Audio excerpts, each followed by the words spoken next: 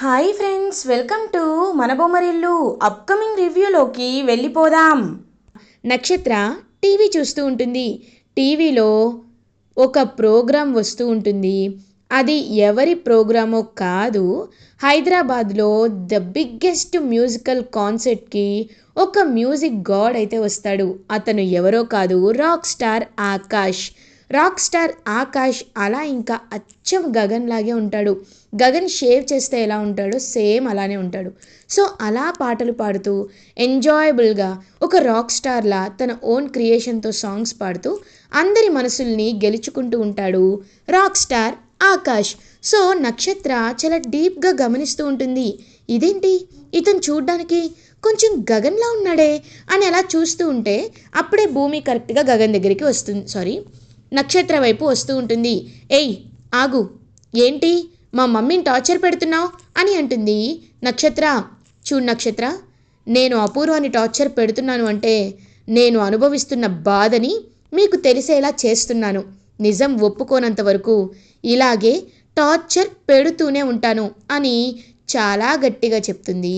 అలా ఇంకా భూమి కరెక్ట్గా అప్పుడే చెర్రీ అక్కడికి వస్తాడు. వచ్చి భూమి నీతో కొంచెం మాట్లాడాలి, రా భూమి అని చెప్పి భూమిని తీసుకొని వెళ్తాడు. సో భూమిని పక్కకు తీసుకువెళ్ళేసరికి నక్షత్ర, ఏంటి వీడు భూమిని పక్కకు తీసుకువెళ్తున్నాడు, ఖచ్చితంగా ఏదో ఉపయోగపడే మ్యాటరే ఉంది, అదేంటో తెలుసుకోవాలి అని దొంగతనంగా వినడం స్టార్ట్ చేస్తుంది. సో విన్న తర్వాత నక్షత్రకు ఒకటి అర్థమవుతుంది. భూమి, నేను ఎస్పీ సూర్య ఫోన్ని దొంగతనం చేశాను. అందులో ఉన్న కాల్ డేటా రికార్డింగ్స్ అన్నీ బయటికి తీశాను. క్లియర్గా అపూర్వ ఆ ఎస్పీ సూర్యకి కాల్ చేసి గగన్ని చంపమనింది.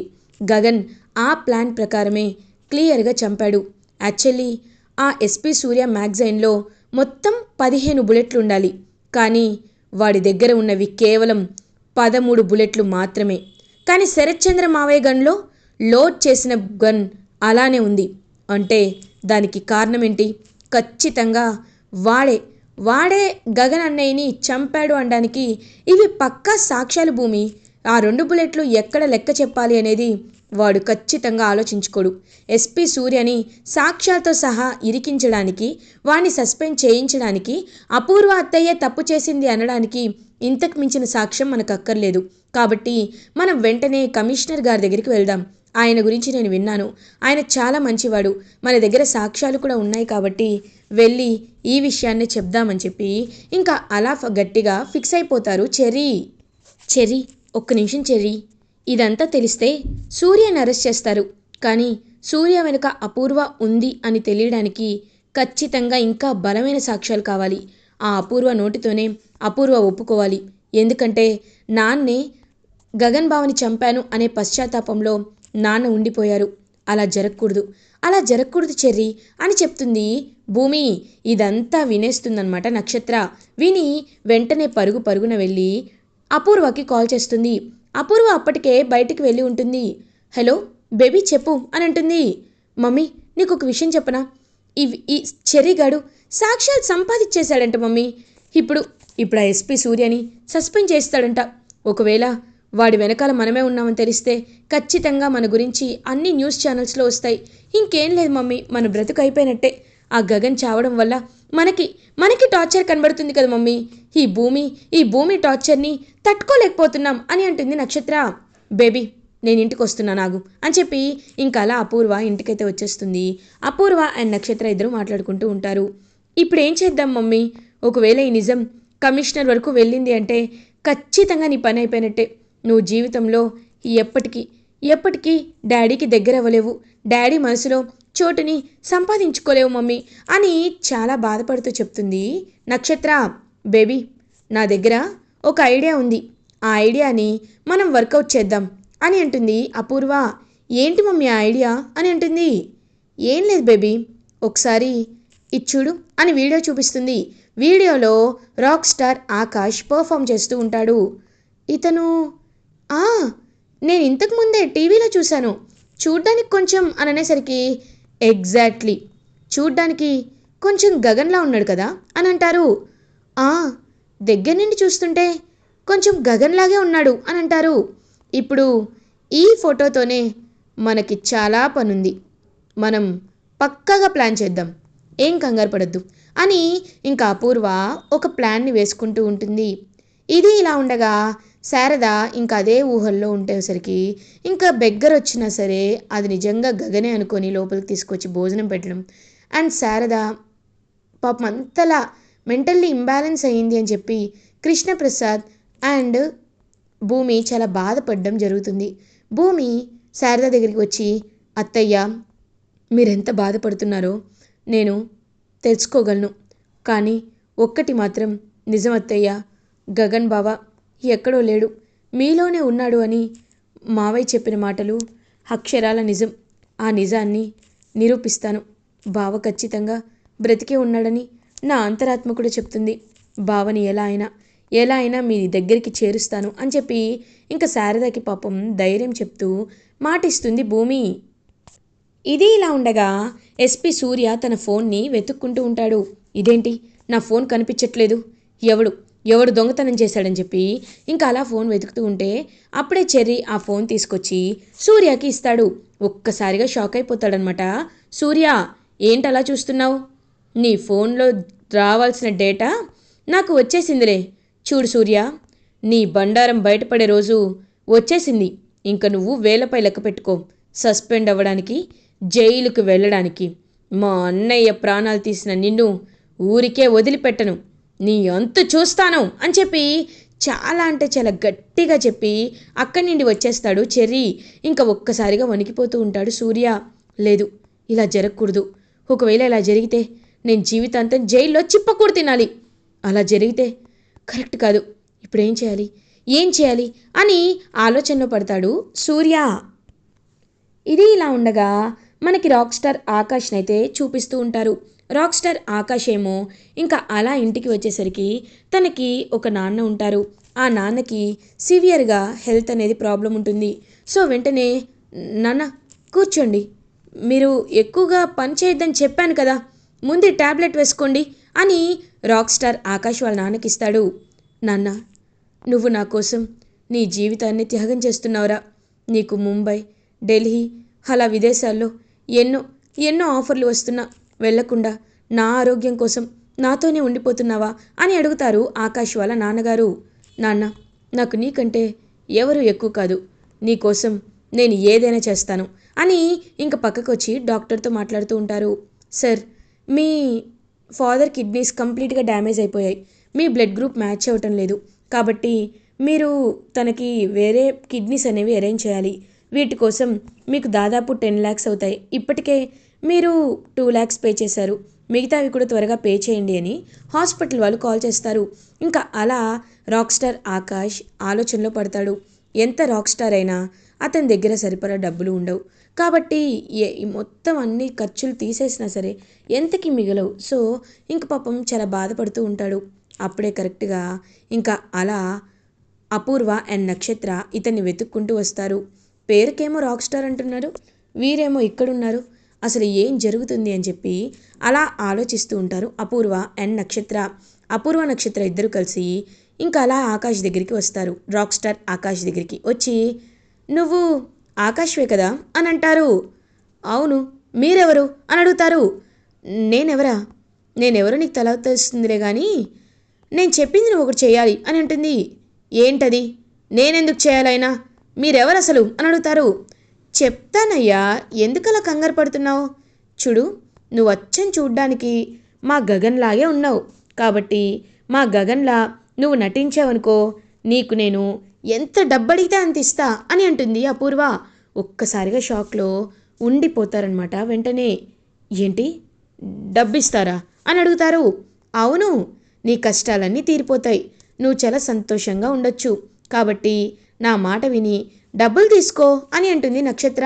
ఇంకా రాక్ స్టార్ ఆకాష్ వాళ్ళ నాన్న వైపు చూస్తారు. ఇంకొక నెలలో ఆపరేషన్ జరగాలి, కాబట్టి నాకు డబ్బు కావాలి. ఎంత నేను కాన్సర్ట్స్ చేసినా నాకు 50,000 కంటే మిగలటం లేదు. ఇప్పటికిప్పుడు చేయాలంటే ఇలానే చేయాలి అని చెప్పి, సరే మీరు డబ్బు ఇస్తానన్నందుకు కాదు, నాకు నచ్చి చేస్తాను, కానీ ఒకటి చెప్పండి, ఎందుకు మీరు ఇలాంటి నిర్ణయానికి వచ్చారు అని అడుగుతారు. ఎందుకంటే ఇప్పుడు గగన్ అనే వ్యక్తి చనిపోయాడు. అతను ఇదిగో ఈ ఫోటోలో ఉన్నాడు చూసావా, నీలాగే ఉంటాడు. అతను చనిపోయిన తర్వాత వాళ్ళ అమ్మ వాళ్ళ భార్య చాలా బాధపడుతున్నారు. కాబట్టి వాళ్ళని ఓదార్చాలి కాబట్టే ఇదంతా జరుగుతుంది. ఓదార్చడం మాత్రమే కాదు, ఆ భూమికి చాలా ఆస్తుంది. ఆ ఆస్తిని ఎలా అయినా మేం దక్కించుకోవాలి అనుకుంటున్నాం. ఒకవేళ నువ్వు మాకు హెల్ప్ చేస్తే నీకు కూడా కాస్త వాటా ఇస్తాం అని అంటారు. చూడండి, మీరు చేసేది చాలా పెద్ద తప్పు అని అంటారు. తప్పొప్పులు కాదు, నీకు ఇప్పుడు డబ్బులు కావాలా వద్దా అని అంటుంది అపూర్వ. డబ్బు అవసరం ఉంది అని అంటారు కదా, కాబట్టి నీ డబ్బును తీసుకొని వెళ్ళిపో, తర్వాత ఏం జరుగుతుందో తర్వాత చూసుకుందాంలే అని చెప్పి అపూర్వ వాళ్ళు రాక్ స్టార్ ఆకాష్ని ఒప్పించి గగన్ లాగా రెడీ చేస్తారు. గగన్లా బియర్డ్ పెట్టి నీట్గా టక్ చేసి గగన్ ఎలా అయితే ఉంటాడో అలానే రెడీ చేస్తారు రాక్ స్టార్ ఆకాష్ని. మమ్మీ, చూడ్డానికి అచ్చం గగన్లాగే ఉన్నాడు అని అంటుంది నక్షత్ర. కరెక్ట్, ఇప్పుడు వీడిని పర్ఫెక్ట్గా ఇంటికి తీసుకువెళ్ళాలి. ముందు శారదని బుట్టలో పడేయాలి, తర్వాత భూమిని. అప్పుడు కేసు ఎక్కడుంటుంది? చనిపోయాడు అనుకున్నవాడు బ్రతికొస్తే ఆ కేసు చెల్లదు కదా అని అంటారు. అవును మమ్మీ, కరెక్ట్. అప్పుడు ఎస్పీ సూర్య సేఫ్గా ఉంటాడు, మనం కూడా సేఫ్గా ఉంటాం. మన గురించి నిజాలు ఎప్పటికీ వాడు బయటపెట్టడు అని. సరే, నువ్వు ఇవాళ ఈవినింగ్ నీకు చెప్పిన లొకేషన్కి వెళ్ళి ఆవిడ్ని అమ్మ అని పిలు. ఆ గగన్కి వాళ్ళ అమ్మ అంటే పంచ ప్రాణాలు, కాబట్టి జాగ్రత్తగా డీల్ చేయి అని చెప్పి అలా వెళ్ళిపోతారు అపూర్వ అండ్ నక్షత్ర. ఇది ఇలా ఉండగా ఈవినింగ్ అవుతుంది. ఇంకా అలా పాపం శారద నాన్న గగన్ గగన్ అని ఆలోచిస్తుంటే అమ్మా అన్న సౌండ్ వినపడుతుంది. ఒక్కసారిగా అలా గగన్ వైపు చూస్తారు. నువ్వు నువ్వు గగన్వే కదా, ఏవండి ఏవండి అని పిలుస్తుంది. ఇంకలా అక్కడికి కృష్ణప్రసాద్ వస్తారు. అమ్మా, నేనే అమ్మా, వచ్చేసాను అని గగన్ ఇంకలా హక్ చేసుకుంటాడు. అప్పుడే అదంతా చూస్తున్న భూమి ఒక్కసారిగా షాక్ అవుతుంది. ఇదేంటి, నా గగన్ బావా, ఇతను నా గగన్ బావా అని అలా చూస్తూ ఉంటుంది. నాన్న గగన్, వచ్చేసావు కదా నాన్న, నువ్వు నా దగ్గర ఉంటే నాకు కొండంత బలంగా ఉంటుంది. నీకు విషయం తెలుసా, వీళ్ళందరూ నువ్వు చచ్చిపోయావన్నారు నాన్న, కానీ లేదు, నువ్వు బ్రతికే ఉన్నావు. నువ్వు ఎప్పటికైనా తిరిగి వస్తావని నేను నమ్మాను నాన్న. అలాంటప్పుడు నువ్వు తిరిగి రాకుండా ఎక్కడికి వెళ్ళిపోతావు అని చెప్పి ఇంకా అలా గగన్తో మాట్లాడుతూ ఉంటే కృష్ణప్రసాద్ వైపు చూస్తూ ఉంటాడు, కానీ ఏమీ మాట్లాడు ఆ ఆకాష్ అయితే. ఇదేంటి, మావయ్య అంటే బావకి చాలా కోపం కదా, కానీ బావ ఏమీ మాట్లాడకుండా అలా సైలెంట్గా చూస్తున్నాడు. అసలు ఇతను నిజంగా గగన్ బావేనా కాదా, ఏంటిదంతా, ఏంటి మాయ, నాకేమీ అర్థం కావట్లేదని భూమి మాత్రం కాస్త డౌట్గానే ఉంటుంది వచ్చిన గగన్పై. ఇంకా అలా డమ్మీ గగన్ని తీసుకువచ్చామని తెగ హ్యాపీగా ఫీల్ అయిపోతారు అపూర్వ అండ్ నక్షత్ర. ఇది ఇలా ఉండగా Gagan alias rock star Akash భూమి దగ్గరికి వస్తాడు. భూమి ఏమో అలా ముభావంగా కూర్చొని ఉంటే భూమి అని పిలుస్తాడు. వెంటనే భూమి వెనక్కి తిరిగి ఎవరు నువ్వు, ఎవరు నువ్వు అని అడుగుతుంది. ఒక్కసారిగా ఆ ఆకాష్ షాక్లో ఉండిపోతాడు. ఇదంతా నక్షత్ర గమనిస్తూ ఉంటుంది. నేను అదే నీ గగన్ని భూమి అని అంటారు. అవునా, నువ్వు నా గగన్ బావువా? నిజంగా నువ్వు నా గగన్ బావువా? నేను నమ్మను, నీపై నాకు అనుమానంగా ఉంది అని అంటుంది భూమి. అరే, అనుమానించడం ఏంటి భూమి? ఒకటి, ఆ రోజు నేను జలపాతంలో పడిపోయిన తర్వాత నేను కొట్టుకుంటూ వెళ్ళిపోతే నన్ను ఒక ఫ్యామిలీ కాపాడింది, వాళ్ళ దగ్గరే ఉంటున్నాను. అందుకే వాళ్ళది మ్యూజికల్ ఫ్యామిలీ అని నేను కూడా రాక్ స్టార్లా మారాను, అంతే తప్ప ఇంకేం లేదు భూమి అని అంటాడు రాక్ స్టార్ ఆకాష్. చూడు, నువ్వు ఎంత కవర్ చేసినా నేను మాత్రం నిన్ను నమ్మను. నువ్వు ఎవరినైనా నమ్మించచ్చేమో కానీ నన్ను కాదు అని చెప్పి అక్కడి నుండి వెళ్ళిపోతుంది భూమి. ఇంకా నక్షత్ర ఆ రాక్ స్టార్ ఆకాష్ దగ్గరికి వచ్చి ఏంటి, తను నిన్ను నమ్మట్లేదా అని అంటుంది. అవును, చాలా ట్రై చేస్తున్నాను, కానీ తను నన్ను నమ్మట్లేదు అని అంటాడు ఆకాష్. ఏం పర్లేదులే, తర్వాత నిన్ను నమ్ముతుంది, నువ్వేం కంగారు పడద్దు అని చెప్పి నక్షత్ర అంటుంది. ఇంకా అలా చెర్రీ అయితే ఎస్పీ సూర్య వైపు చూస్తూ, చూడు మావయ్య నీకు అండగా ఉండొచ్చు, కానీ మా అన్నయ్య వచ్చేశాడు, ఇకపై నువ్వు తప్పించుకోవడం ఎవ్వరి వల్ల కాదు అని చెప్పి చాలా గట్టిగా చెప్తాడనమాట ఎస్పీ సూర్యతో చెర్రీ. ఇంకా సూర్య అలా చూస్తూ, ఏంటి మేడం, అయినా వాడిని చంపేశాను కదా, వాడు బ్రతికేలా వచ్చాడు హా అని అడుగుతారు సూర్య అపూర్వాని. సూర్య, ఇదంతా మా ప్లాను, నువ్వేం కంగారు పడద్దు, మేం చూసుకుంటాంలే. వాడు నిజంగా గగన్ కాదు, వాడు dummy Gagan, rock star Akash. వాణ్ణి మేమే డబ్బు ఆశ చూపించి తీసుకొచ్చాం, నువ్వేమీ కంగారు పడద్దులే అని చెప్పి ఇంకా అలా కవర్ చేస్తూ ఇంకా అలా ఆకాష్ జర్నీ అయితే గగన్లా స్టార్ట్ అవుతుంది. సో శారదని అన్నీ చూసుకుంటూ శారదకి హ్యాపీగా భోజనం తినిపిస్తూ కంటికి రెప్పలా చూసుకుంటుంటే కృష్ణప్రసాద్ మాత్రం నన్ను ఏమీ గగన్ అనటం లేదంటే నన్ను క్షమించినట్టున్నాడు అని చాలా హ్యాపీగా ఫీల్ అయ్యి గగన్ని హక్ చేసుకుంటారు కృష్ణప్రసాద్. అదంతా చూస్తూ ఆకాష్ చాలా హ్యాపీగా ఫీల్ అవుతాడు. ఇలా ఎపిసోడ్ ఎండ్ అవుతుంది. ఫర్దర్ ఎపిసోడ్ రివ్యూస్ ముందుగా మీకు కావాలి అనుకుంటే మా ఛానల్ని సబ్స్క్రైబ్ చేసుకోండి. Thanks for watching.